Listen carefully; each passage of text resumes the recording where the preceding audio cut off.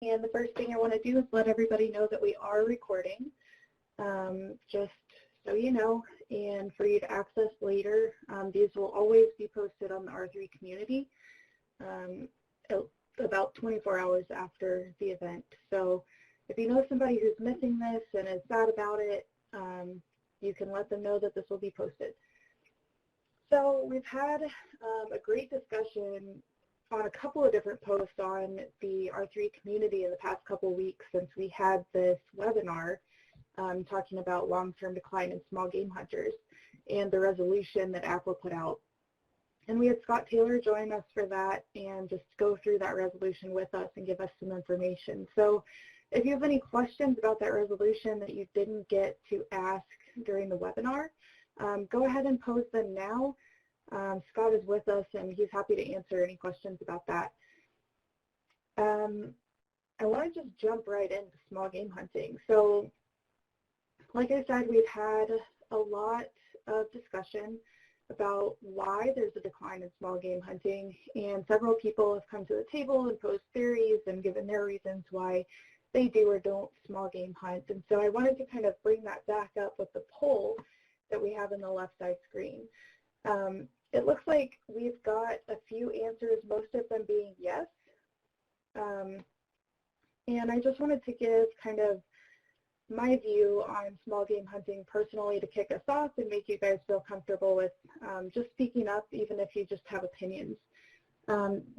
So I came into hunting, actually my first hunt was a pheasant hunt, and it was through Conservation Leaders for Tomorrow. So I know a few of you have been through that program. It's a great one. If you're unaware of it, ask me about it. I'm happy to chat with you. I know that Samantha also has been an instructor for it, so she's probably willing to talk to us about it too. But so that's Conservation Leaders for Tomorrow, and the way we did it was they took us out. There were probably 15 to 20 of us into a pheasant field. They were planted pheasants, and we all got the opportunity to harvest birds for the very first time. It was transformative for me because it was the first time that I had decided to take a life, and I had struggled with that for a couple of years prior to actually doing this program.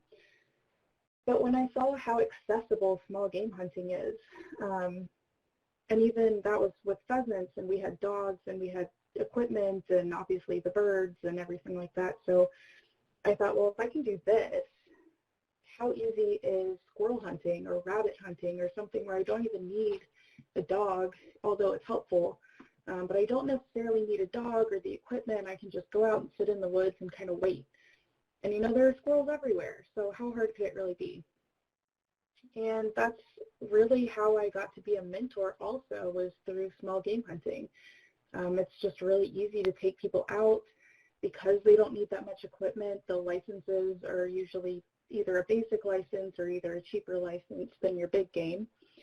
And like I said, there are squirrels everywhere, especially if you know where to go. So you can just kind of sit, hang out, but you also have the option to spot and stalk. So it can be, you know, as exciting or relaxing as you want it to be.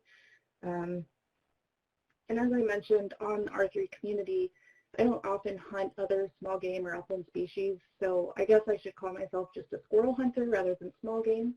But I'd love to hear from you guys and your experience with small game and maybe some thoughts about why it's declining and how we can get small game back out there and more popular.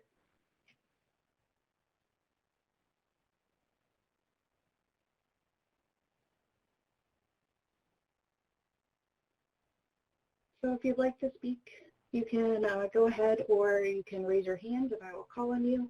Either way. Samantha, I believe, is on the line. Sam, why don't we start with you, because I know that you have some things to talk about small game-wise. I do. Oftentimes I like to listen.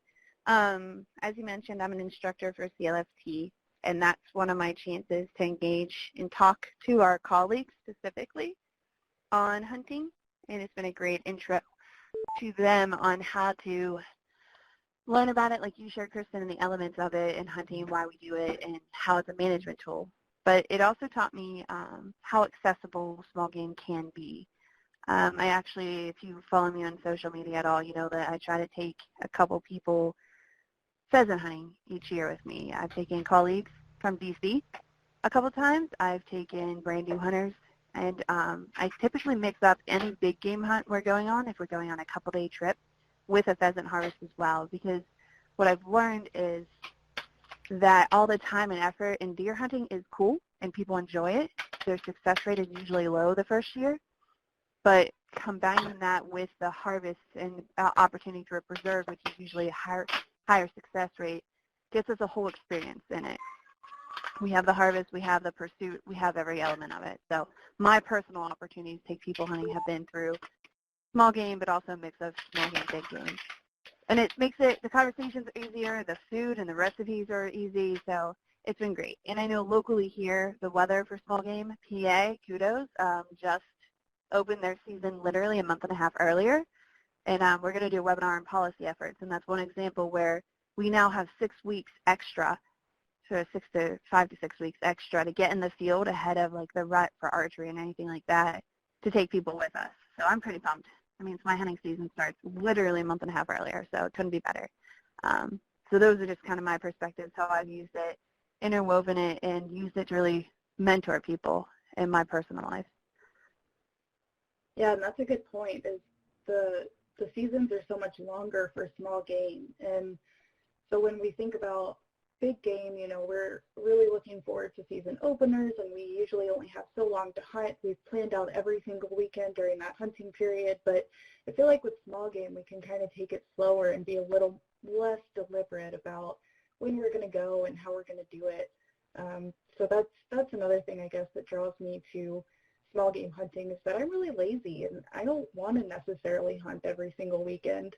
And so small game is just an easy way to kind of get back into the swing of hunting and remember how to be in the woods and things like that from somebody who sits at a desk all day.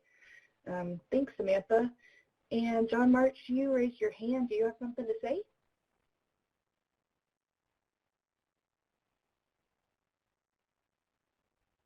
John, if you're speaking through the computer, it's not going to work. So you'll actually have to call in. I'm sorry about that.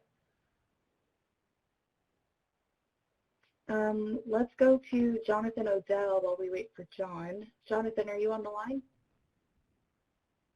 Yeah, I'll just unmute my phone here real quick. Perfect, thanks. Let me turn off my speaker there. Yeah, perfect. All right. So as this relates to R3, I've been in a lot of discussions. I'm a small game biologist for Arizona Game and Fish Department, and I've been tied into our R3 for a long time. One of the things that's vitally important, aside from R3, because I don't think that R3 programs work as well with their agencies as ours do. Our agency has kind of taken a lead role in there, and so sometimes the biology and the management side gets separated from the R3 side, and they're very much linked. But some of the discussion we're having on the biology side that I think R3 benefits from as it relates to small game is just having the opportunity enough. I mean, a lot of the things you both just described were, we have these long seasons and those kind of things, those are important to you, but is it important enough to all hunters? And so is just having a decent bag limit and the number of, days of the season is that enough? Do we need more? Either being, I'm getting kicked off here again. Let me turn that off. What's going on here? My phone, am I still there? Okay. You're on. Okay. You'll want to mute your computer speakers, though.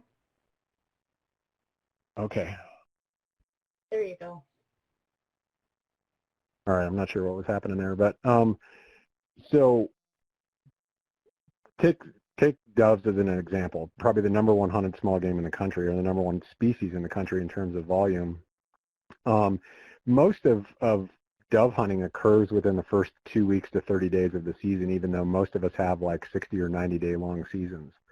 And when you start boiling and drilling down into the numbers, really it's only about 2 or 3 days per hunter. that are kind of the most important, and what their take is. So it's strange to me that we do have ultra long seasons and all that, and people still aren't taking advantage of them enough. I mean, I don't know if it's just more education of new hunters, that this opportunity is available, or that there's competing interests that are vying for their time, be that big game, whatever it is. And to top all that off, one of the things that I've often kind of lamented lately is the fact that when you look at big game has a whole lot of heroes, guys who are very well known, who are looked to, in terms of the new culture of how folks are consuming that media, either the new millennials or whatnot, through YouTube and all that. You have guys like Jim Shockey and Randy Newberg and all these folks who are out there.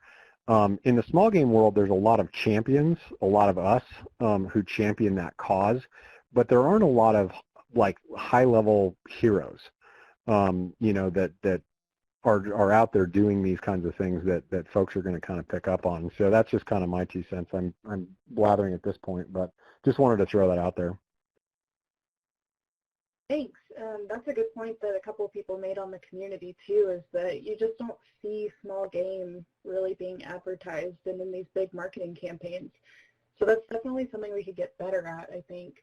And let's see, Ellen had a really good question up here in the chat. She says, I went dove hunting once on a mid-search hunt. I used a lot of ammo but didn't get a bird. No biggie. I had fun. Being an archer, it would take a lot of practice to be good at wing shooting for pheasant or dove. I enjoyed going, but I don't see myself investing time to master wing shooting. Perhaps many of the big game hunters but who hunt with a bow have the same issue with wing shooting. So that's something I hadn't necessarily considered. And I know that a lot of us big game hunters, because I do consider myself mostly a big game hunter. I mostly hunt deer. I like deer because it's a bigger target.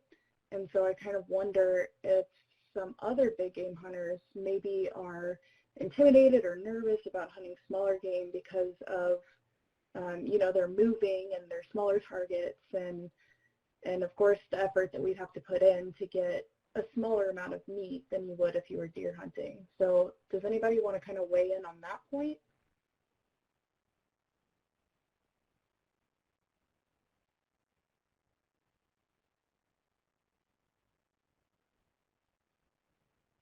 So this is Larissa Harding with Arizona Game and Fish. Can you hear me? Yes. Hi, Larissa. Welcome. How are you? Thank you. I actually hunt big game and small game. Started out probably wing shooting more than anything, just really more with clays and skeet and trap to start with, but that went on to small game hunting and then got into big game hunting. I think for me, I don't know that I would, I'm not an archer yet, but from the shooting aspect, I don't know that I would try to compare small game to big game on the meat scale. Like I hunt them for different reasons, even though I hunt them both for meat. Deer and elk and javelina, I think I hunt primarily just for meat and because it's fun to stalk bigger game. But small game for me opens the avenue to really take out a lot of other hunters. It's easy to be successful. It's easy to see somebody and get somebody excited about hunting with small game. Doves, if Ellen started with doves, she's probably frustrated because I've mentored a few women's hunts with doves with beginner shooters, and you have a good time, but it is frustrating to go through a whole box of shells and come home with one bird. But the fact is that gets them shooting and comfortable shooting a gun and learning those techniques. And that to me is kind of the essence of small game, is learning how to understand your species, learning where you're going to find them, how to, aim at something and ethically shoot it, thinking about all those things that we think about as hunters, like the background and what else is behind them and how you're going to do something to get that bird or that squirrel or rabbit.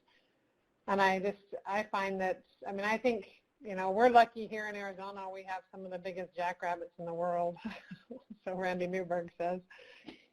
And so, you take down an antelope, jackrabbit, and you walk home with 5 or 6 pounds of meat, as opposed to a cottontail or a dove. But just being able to think about the different purposes of small game versus big game. I think the world is kind of going away from the idea of a trophy hunting to a sustenance and meat, organic meat market with big game, and looking at small game as the avenue into that. Skills and still taking home something enough to fill a plate and make a nice dinner, because you're not limited typically to one animal. You can take a handful of animals home to make a good meal and learn all of those skills that are really pertinent to a big game hunt or any other kind of stalk and hunt type activity. Thanks, Arisa. Those are good points. There's definitely more variety in small game hunting, I think, especially with how the seasons overlap for small game. And I wonder if, oh, sorry, go ahead. You don't have to draw out a permit or a tag, you can small game hunt every year. Yeah, accessibility is definitely there. And I would imagine that you could get to good small game hunting habitat much quicker than you could get to a lot of big game hunting habitat in a lot of places. But I do see that, sorry, I lost it. I'm trying to follow the chat here. Brian Posthumus says that some challenges in Colorado they have. Some of the best public land for small game habitats about 2-hour drive from big urban areas. And so you're calling that the best public habitat, but I wonder about just, adequate habitat and being able to hunt somewhere closer. And if you're an avid hunter, I understand that maybe that's not ideal, but if you're looking to get into it, or if you're a less avid hunter, I wonder if that's a consideration. So I see that there are a couple of people in the poll that say that they do not hunt small game. A couple of people are interested, but they've never been introduced. One person just said nope. I would love to hear from a couple of you guys who said that you don't hunt small game and maybe why.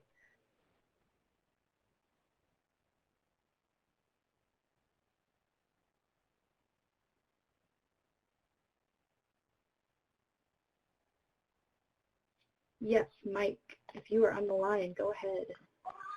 I am. Thanks for having me today. I'm Mike Rosuchin, the Human Dimension Specialist in Colorado Parks and Wildlife, and I'm a researcher with the agency, so I'm familiar with hunting. I've studied hunters for several years, but I'm not a hunter myself. I mean, I've done the CLFT training. I loved it. I'm interested.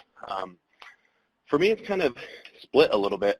I think, if I were to get involved a little bit more in hunting, which I genuinely hope to do soon, I don't know that I would start with small game either. And I've had squirrel. I've had a lot of different small game, but it's, as someone pointed out, I think in the chat box, I mean, the filling the fridge piece is really important to me, and that is one of the kind of motivations of why I would start hunting. And, I do like the idea of, being it readily available and accessible for small game. But the filling the fridge piece is kind of big, and I don't know how many squirrel it would take to do that. Those jackrabbit sounded pretty interesting. But that's kind of my reason. It's not, for me, I don't have the experience yet. I think if I got it, maybe I'd start with pheasant hunting, which is what I did with the CLFT program. Yeah, I don't know. I think maybe just for me, it is lack of experience, and I think I would prefer to go with folks in a mentored hunt that did start large, something that if I know success rates are lower, but if I did harvest something, a deer or say an elk, it would, feed the family for a bit. So I think that's kind of my reason and why I said no. The other thing I've noticed too, just in my research and in kind of published papers on this, that pipeline, as the point of this conversation, it's people aren't really starting with small game, and it's not something I've explored why. I think there's a lot of assumptions that, similar to me, folks want to fill the fridge, or whether it's organic meat or whatever that locavore piece might be. I think it's still an assumption, but it's something as a researcher I'd like to I would like to study, maybe with respect to kind of newer hunters, to find out, why did you jump right to big game? Was it the mentor hunt? Was it what was available? And I think it's an interesting research question, so I'll leave it at that. But yeah, thanks. Yeah, that's great. So, all right, Colorado people, who is going to take Mike hunting? Don't all jump at once, but we got to get this guy out, right? And that's Brian. a whole separate issue of, yeah, Brian. We've got people in our ranks who are just in the office next door who have never been hunting but have an interest. So this is a whole kind of low-hanging fruit, untapped group of people that, go next door after this coffee talk is over. If you're in the office, go next door and see if your coworkers hunted or if they have interest, or, knock on your neighbor's door or something. Absolutely. Sorry. This is Mike. I just want to preface, Brian has definitely offered. I will be taking him up at some point, or other folks up, but yeah, it is a good point and a good question. Great. Thanks, Brian, for taking that step. We appreciate you. I see that Doug Burt has said filling the fridge is a good slogan and messaging to combat and address in small game hunting. I agree. We've already established that you can get great variety from one hunt in small game, and if you do it pretty often, you don't necessarily need to fill the fridge all at once. You can do it a little as you go. So I think that's a great point. And somebody in the poll said, hashtag squirrel hunting is cool. I have a feeling that was probably Charles Evans, who made a point on the community that we should start the hashtag make squirrel hunting cool again. And then, who was it? Brian? Yes, Brian Serpin said hashtag small game big gains. So I thought that was really hilarious and pungent, and we should definitely introduce that to our marketing specialist. All right, our chat box is filling up, so I'm going to catch up here, but if anybody has anything else to say about why they do or don't small game hunt. I got squirrel on the brain now. We would love to hear from you. I mean, all these differing viewpoints are what make this community great, so let's have somebody else speak up.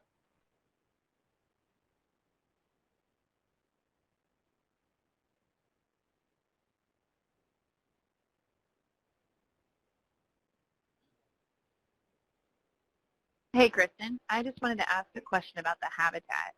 I saw Ryan's point in New Jersey about good habitat being fragmented, but, waterfowl being heavily available, which I get as a coast state for sure. But as a small 10,000 square foot property owner, I have 15 squirrels residing on my property.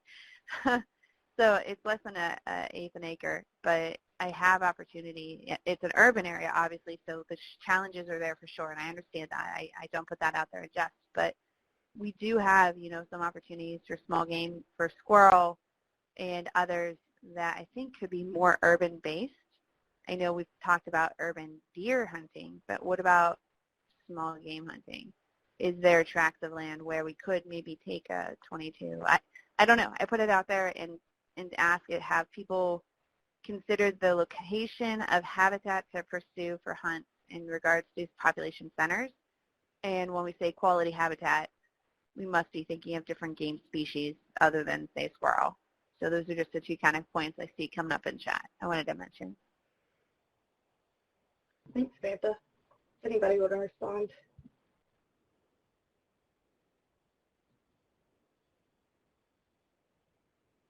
All right, while people get up their interest in speaking, Bobby Jones said in the chat, how many groups or agencies have promoted small game in a significant way, and has it made a measurable difference? And that reminds me of one time I was talking to Hank Forrester with QDMA, and Charles, I don't remember if you were part of that conversation too, but I know Hank made a point of saying, we've got Quality Deer Management Association, where's our Quality Squirrel Management Association, and all of our small game groups. So that was kind of an interesting thing to ponder. Does anybody, or has anybody here, have you done any kind of small game like special workshops or introductory hunting experiences or marketing that's taken off or anything that you may have seen that's boosted your numbers or even just boosted interest?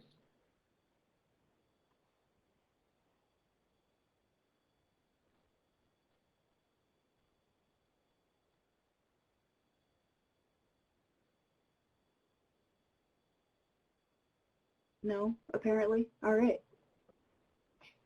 We're just going to take that as a no then and move on. So there's some talk about media promos. Definitely, I think that's important. We need to figure out a way to promote small game in the media more. Brian S., I know you had a lot to say on the community. Would you want to speak up about some of your thoughts about small game hunting?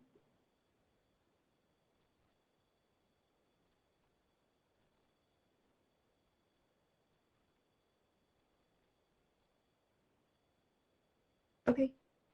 Yeah, Brian, if you're called in, that would be great.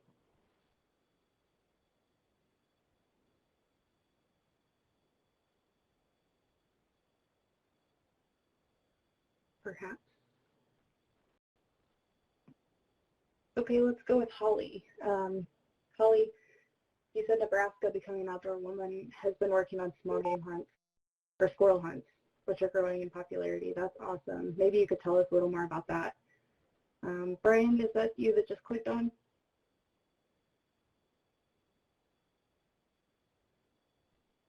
Not yet. Okay. Holly, are you on by chance?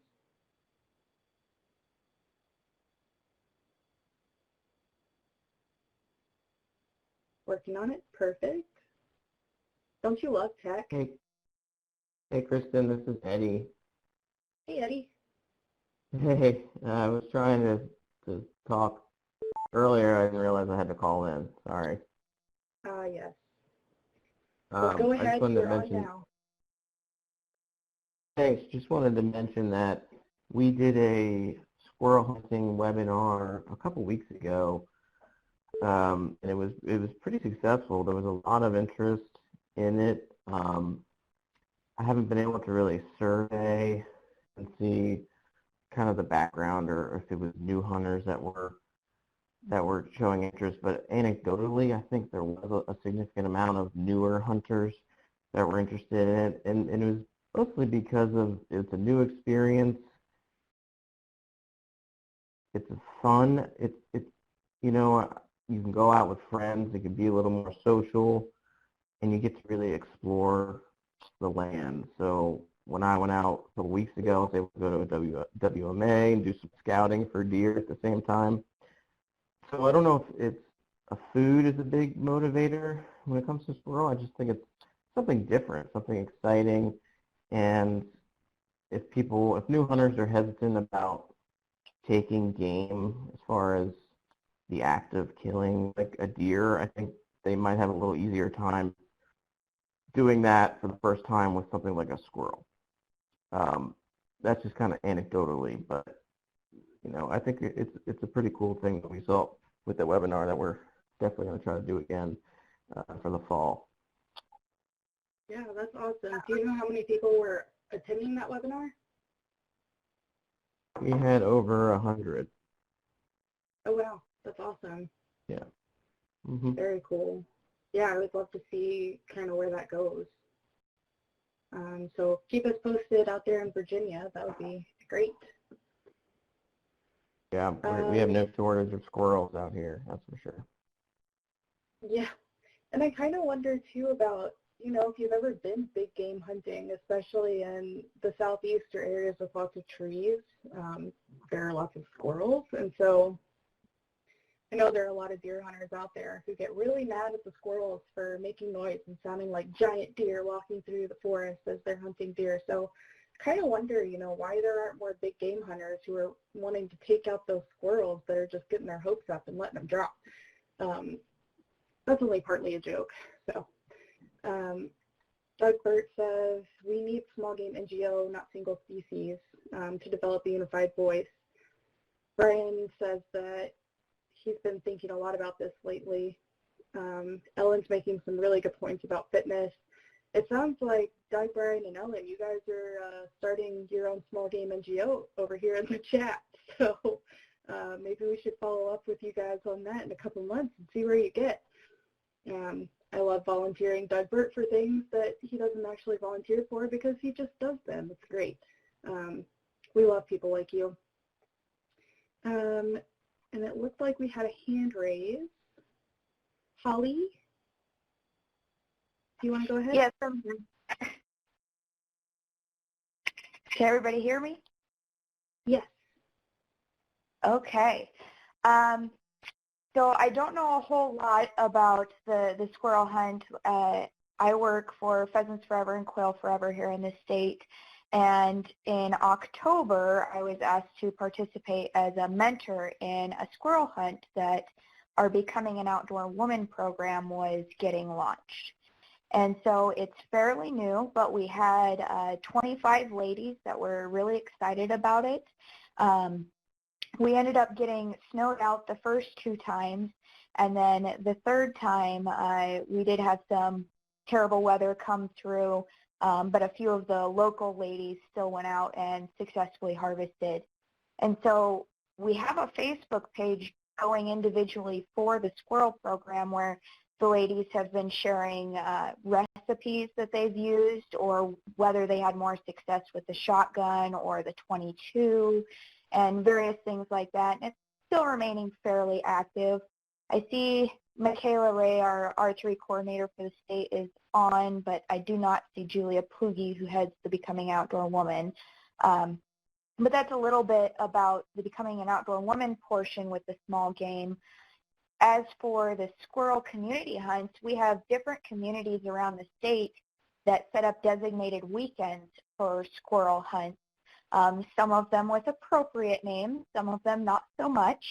But they did pretty well this past year on getting out some smaller promotion, and I know there's been some discussion within our game commission here to help boost those up, to really build the promotions going out and to try and bring more back into the community. I know Michaela is really working on bringing in the communities rather than focusing on the hunters doing the effort, but getting the communities more involved with advertising hunting prospects, such as the squirrel hunts going on. So that's a few things that are going on here in Nebraska as we try and help with the small game. I have been watching the chat since I've called in on needing a small game NGO, and I will make the pitch that Pheasants Forever here in the state, our youth mentored hunts, we usually start with some dove hunts early on in the season since they come up before the pheasant. So we do a little bit of the small game with the dove hunting going on in the state. But otherwise, that's pretty much all I have to share about what's going on in Nebraska. Awesome. Thanks, Holly. I know Michaela has hands in everything archery that's going on in Nebraska, so that's awesome that you guys work so well together to create some of these outcomes. And I'm interested in some of those marketing materials that you guys have put out there. Would you maybe be willing to share some of those on the community so we can have an example? I'd have to hunt for them, but I'm sure we can dig them up and get them shared here within the next week or so. Okay, that would be awesome. We'd really appreciate that. I have a feeling this conversation about small game is going to go much further than just this coffee talk. So it's definitely something that's been on our radars for a while and is going to stay there, I think, is kind of an easy next pitch for ways to get people involved and especially retain people who have been getting in the outdoors. And like Ellen said in the chat, it's a good way to kind of maybe introduce people who like hiking or biking or camping into hunting by offering them, you know, something small that they can carry, that they can still eat for sustenance, and it's all kind of self-sufficient. So that's really cool the way it all comes together. So yeah, if you could dig those up, that would be awesome. Charles, do you want to talk about some of your small game articles that you've written and things that you're doing in Georgia? Of course I do. Of course, I knew I could count on you. I know. I love squirrel hunting. So Doug's over here talking about starting an NGO. I think we should name it Backcountry Bushy Tails, you know, for the adventure squirrel hunter in the mountains. But we can discuss all that later.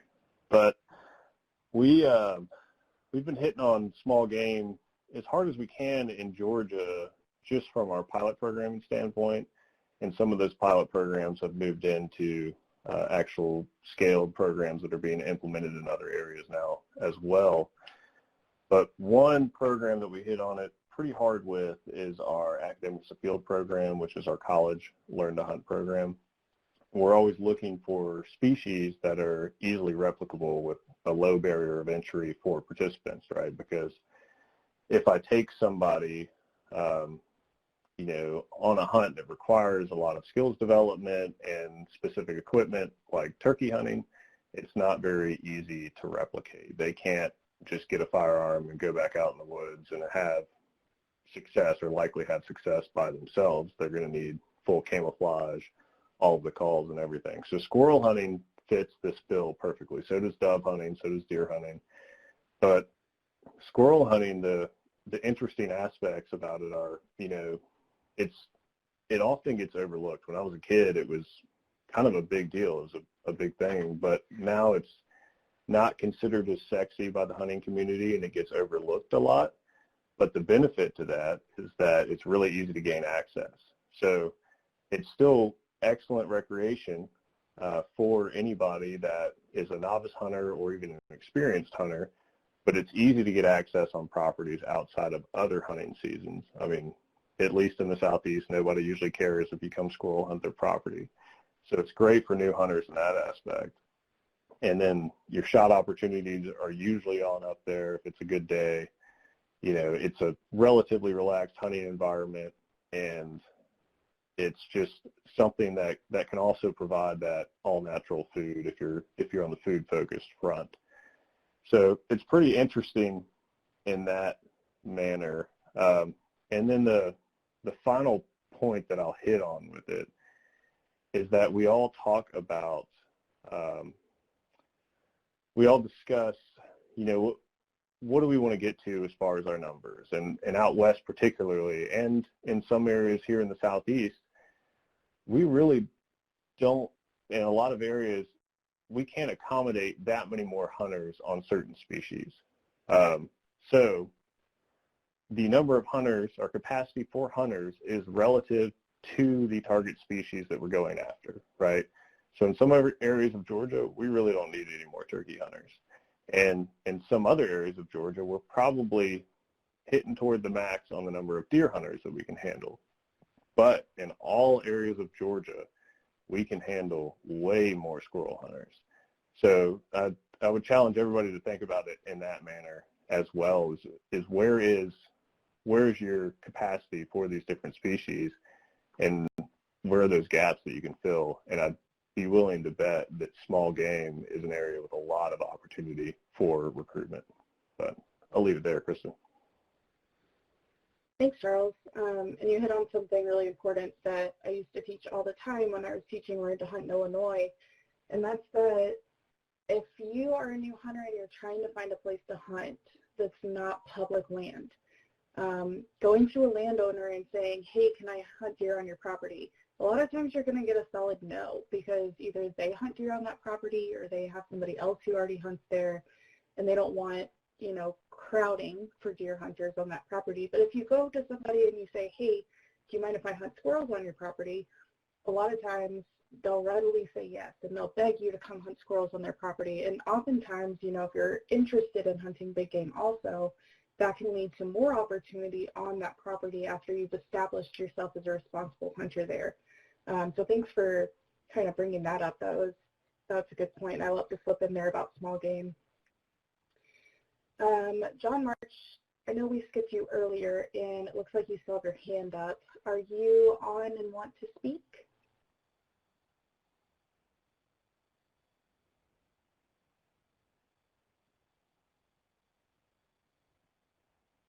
I'm here. I think I figured out the technology there.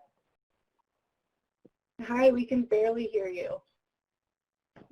Is that any better? A little bit. It's still kind of muffled.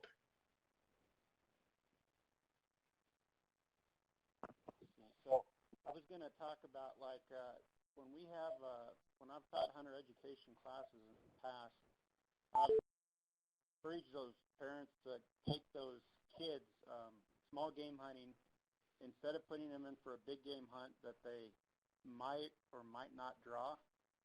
And the small game lends itself easier for a group activity between parents and kids or friends, and we know that peer group that's necessary for the R3 model to be successful, that can be encouraged through small game, especially like waterfowl hunting and dove hunting. And one of the things I tell those groups is the possession limit in New Mexico is triple the bag limit. So not only are those seasons real long, up to 90 days, but they can, if they're eating their possession limit as they go, they can keep harvesting birds as they go. And I think we need to do a better job as a community in promoting the health benefits and the delicious factor of that game meat. Small game is wonderful to eat. Yeah, good point. And for those who could not hear John, he's talking about how getting youth into small game can be very healthy, and we need to do a better job of promoting the health. And he also talked about some of the things that they're doing to get youth into small game hunting. So maybe, John, you could just follow up in like a post on the R3 community, or maybe a comment when I post this recording or something. I know I didn't get all of your points in that summary, but I also don't want to misconstrue your words. So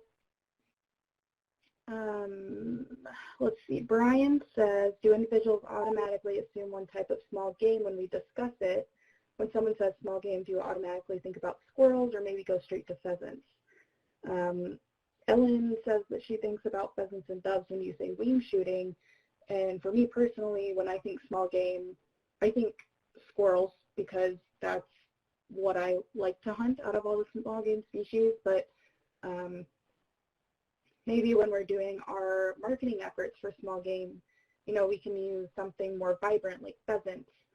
And that would get people at least to look at an ad.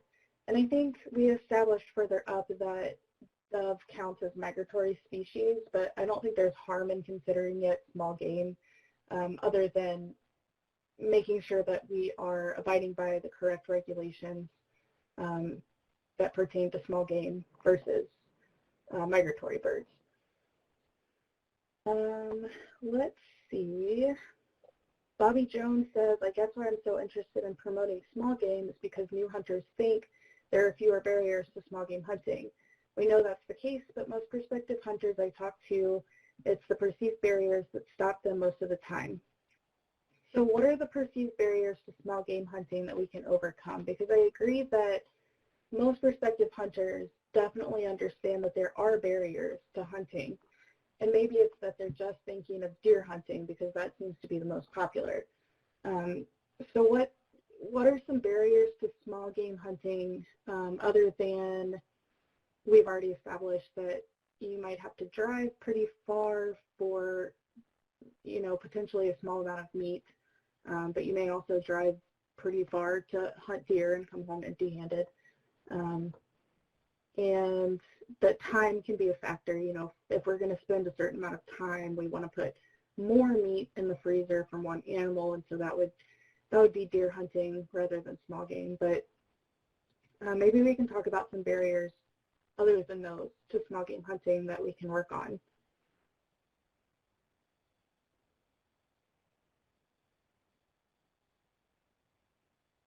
And Ellen makes a good point. She says, perception is everything. What are perceived barriers you came across? So can anybody think of perceived barriers versus actual barriers, especially in small game hunting, that maybe we could chat about a little bit, and maybe ways that some people have overcome those, either perceived or true barriers?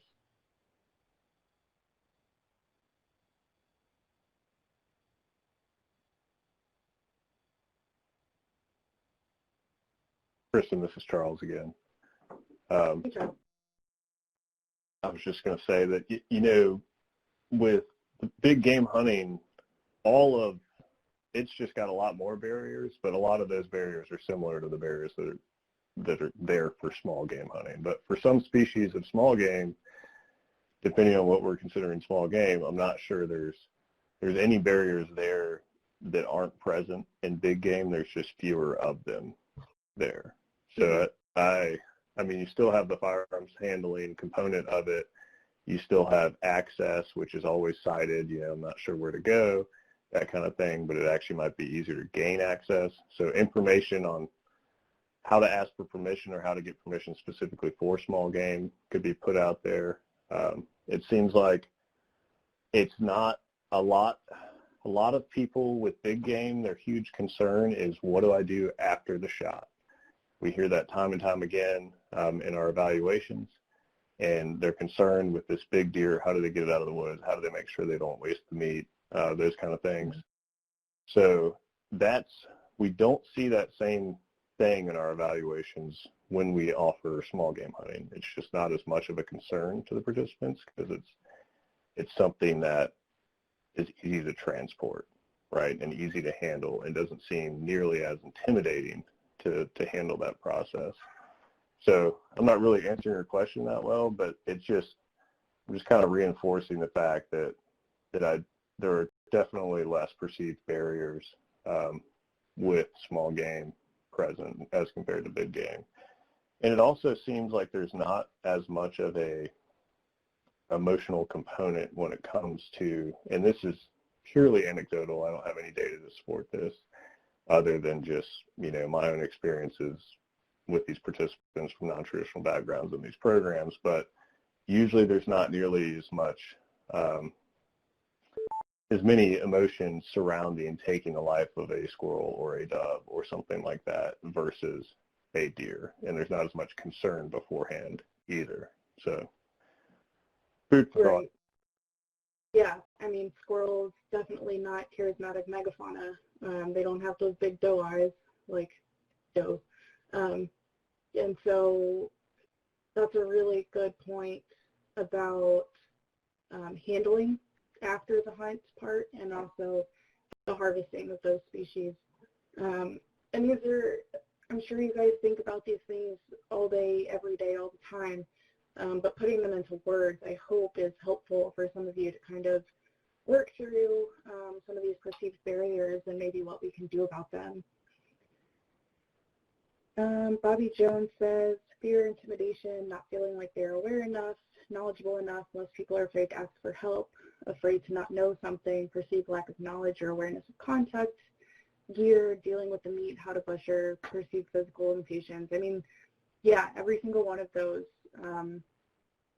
As an adult onset and fairly new hunter personally, all of those are things that I've experienced trying to deer hunt, but not necessarily trying to squirrel hunt. I mean, I was never even taught to squirrel hunt. I just decided one day I was going to go do it.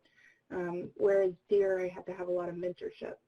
So definitely perception versus true, but those barriers, something we need to consider. Ellen, I see that you are on. Do you want to weigh in? Can you hear me? I can. Okay, excellent. I think the biggest thing for me was I grew up watching my uncle and my cousins hunt rabbits, and they always hunted them with beagles.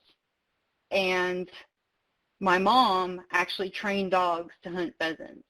And so I was exposed to that but never taken, so I never.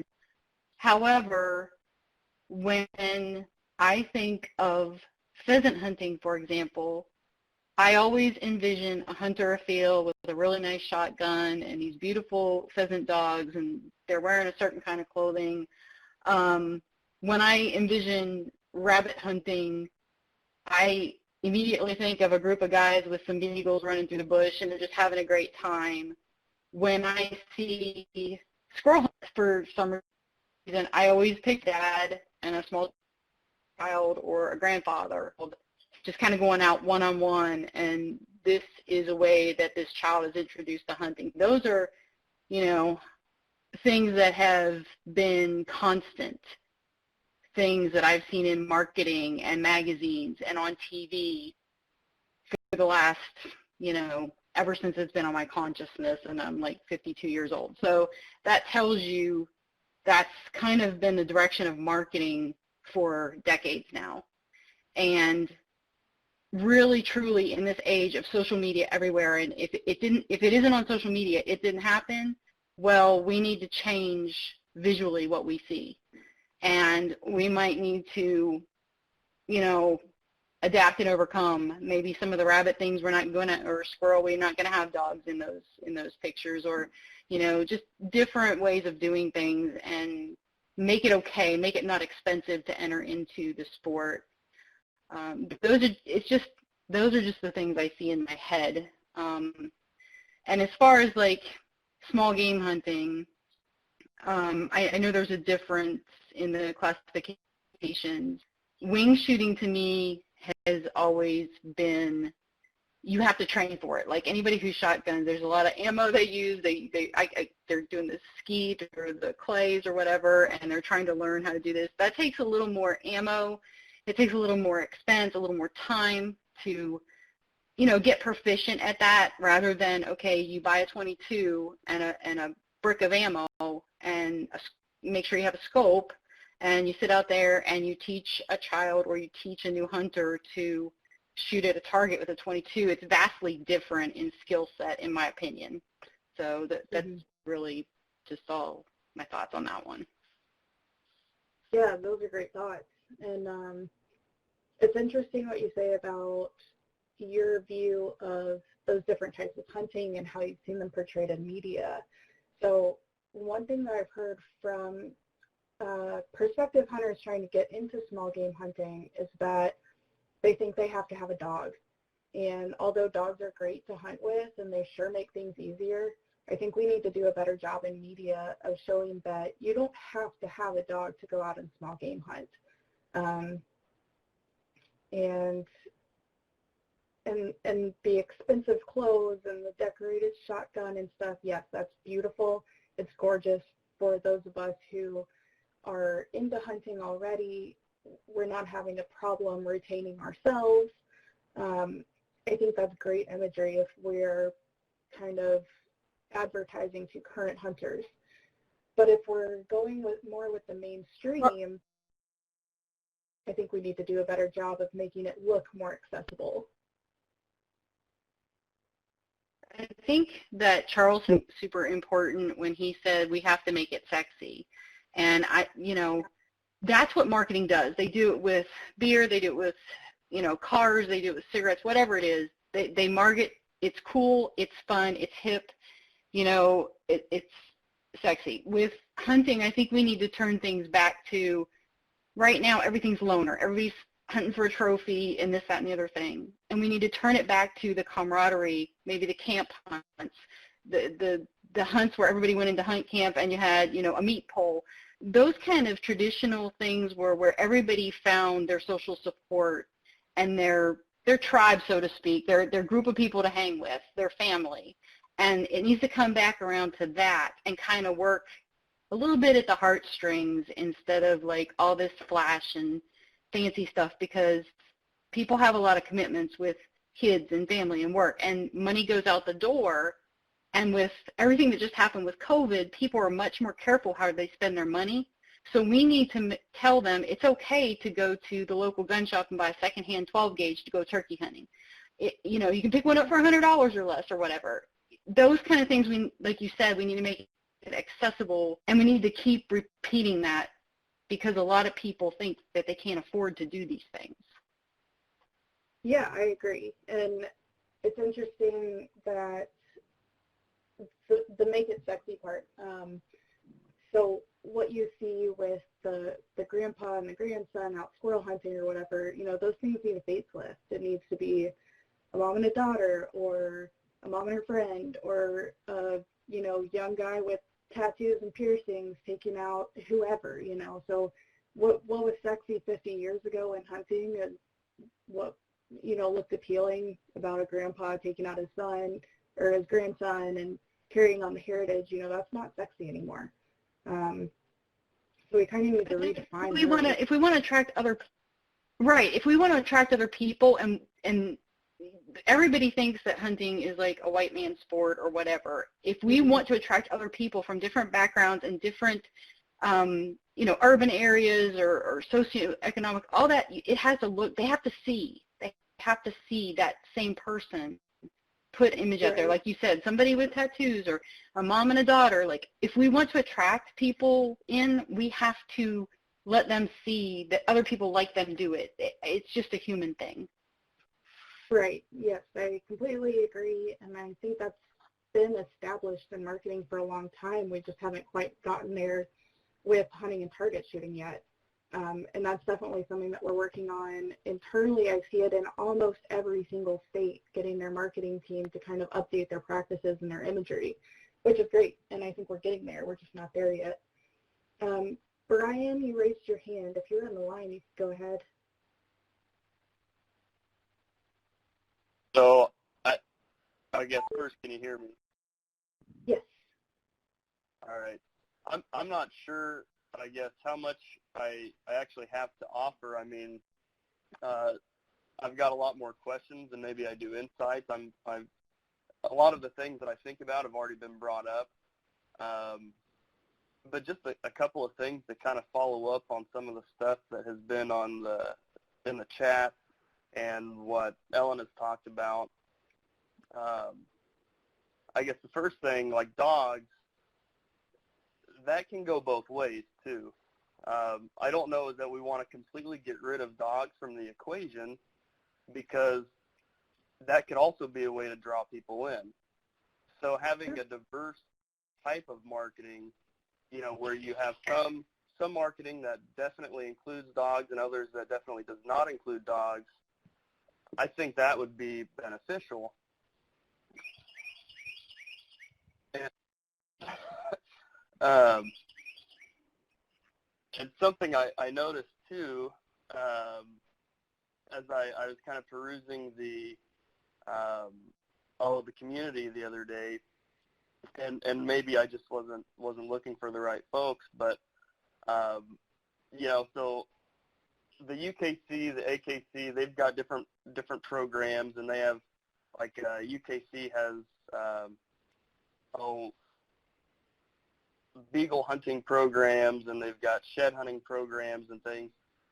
But as far as I'm aware, we haven't really reached out to those folks to incorporate dogs into this, and I think that would maybe be a good partnership, because I think they have difficulties with participation as well, at least within certain aspects of what they do. And so, that might be some folks to talk to in order to, just build another partnership and see if we can work cooperatively to increase the small game hunting, at least the interest in it. And then as far as obstacles go, one of the things that Ellen brought up, and it is interesting, and I don't disagree necessarily, but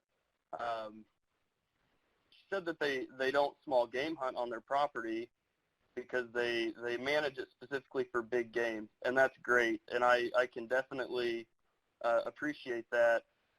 One thing that I know as a raccoon hunter, though, which I know is not small game, but I can kind of relate that to this conversation, is there are a lot of people that are afraid of scaring their deer away.